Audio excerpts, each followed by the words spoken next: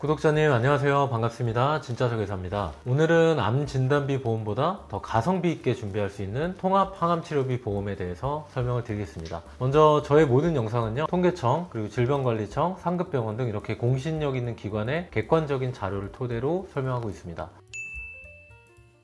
여러분, 암 치료에 있어서는 어떤 보장이 가장 필요할까요? 암은 치료비 부담이 정말로 큰 질병입니다. 그 중에서도 특히 항암 방사선 치료나 항암 약물 치료는 큰 비용이 소요되는 암의 치료 방법이기 때문에 반드시 적절한 보험 대비가 필요한데요. 암이 정말로 무서운 이유는 전이가 잘 되기 때문입니다. 암이 전이된 경우 치료가 어렵고 표에서 보시는 것처럼 원격 전이가 된 경우 생존율이 매우 낮아진다는 통계를 확인하실 수 있습니다. 그런데 일반적인 암 진단비 보험의 경우 암의 첫 발생지인 원바람 기준, 즉 최초 1회안으로 보장을 하고 있기 때문에 전이암으로 진단을 받으면 환자의 심적, 경제적 부담은 가중될 수밖에 없는데요. 오늘 소개해드린 통합형 항암치료비 보험의 핵심적 특징은요, 이 최초 발생된 원바람뿐만 아니라 이 전이된 암에 대해서도 대비할 수 있는 플랜입니다. 암의 종류별로 최대 10번까지, 이론상으로 보면 최대 10억까지 보장하는 형태로 구성되어 있고요. 암세포가 처음 발생된 암을 첫 출발지 원바람이라고 하고, 그리고 전이된 부위 암을 도착지 암이라고도 표현합니다. 하고 있는데요. 이 출발지와 도착지암 구분하지 않고 신체 부위를 나눠서 10번까지 보상을 하고 있습니다. 예를 들어 처음 발생된 원바람인 위암으로 항암치료를 받고 나서 1억을 보상을 받습니다. 그럼 위암 및 식도암의 그룹에 해당하는 보장은 소멸이 되지만 이 10개 중 나머지 9개 그룹의 암 보장은 계속 유지됩니다. 그리고 나서 얼마 지나지 않아 또 췌장으로 전이 후 다시 항암치료를 했다면 이 간담, 췌장암 그룹에서 또다시 1억을 보상받을 수 있게 되는 겁니다.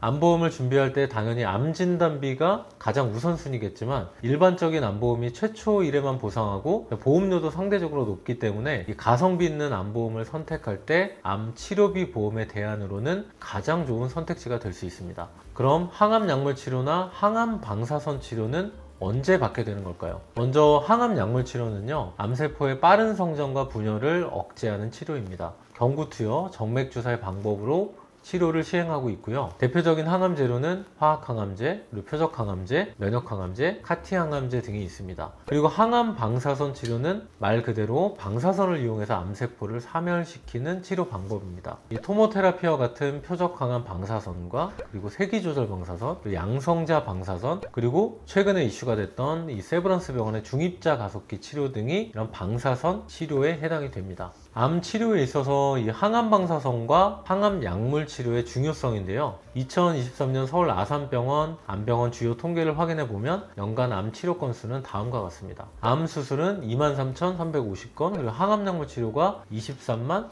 4,606건, 그리고 항암 방사선 치료가 11만 2,221건으로 전체 암 치료 건수는 37만 177건이고요. 이 중에서 암 수술, 항암 약물, 항암 방사선 치료를 100으로 계산해 보면 이 중에서 항암 약물과 방사선 치료가 차지하는 비중이 약 93.7%에 달한다는 통계입니다. 즉, 암을 치료하는 방법으로 수술보다도 항암 약물과 방사선 치료가 더 많이 사용된다고 해도 과언이 아니겠죠.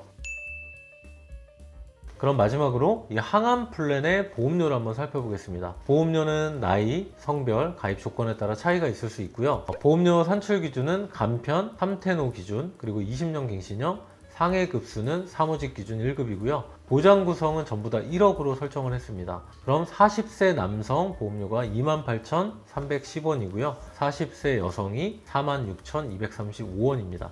상당히 저렴하죠. 마지막으로 이 플랜의 또 다른 장점을 설명드리면요, 암의 종류, 그룹마다 보장 금액을 다르게 설정할 수도 있습니다. 예를 들어 40세 여성분이 유방암의 가족력이 있어서 유방암을 크게 보장을 원하시면 2번 그룹에 속하는 유방암 보장만 1억으로 설정을 하고요. 나머지 생식기암이나 두경부암 등은 1천만 원으로 소액으로 적게 설정할 수 있어서 내가 필요한 부분의 보장만을 강화해서 보험료 절감도 가능하다는 부분이 이 플랜의 장점이겠죠. 이렇게 각각의 보장들을 맞춤형으로 세밀하게 조정하셔도 되겠고요. 더 저렴한 건강체 보험으로 혹은 비갱신형으로도 설계가 가능합니다. 보통 40세 남성이 암진단비 1억을 설정하면 보험료 부담이 상당히 커지지만 이 40세 남성분이 이 경제활동이 왕성한 시기에 암진단을 받으면 큰 타격이 될 수 있는데요. 이렇게 경제활동 시기에만 집중 보장을 원하시면 20년 갱신형으로 저렴하게 또 서브 개념으로 가져가기도 좋고, 또 보험료 납입 여력이 충분하다고 하면 보험료 인상 없는 비갱신형으로 선택을 하시면 됩니다.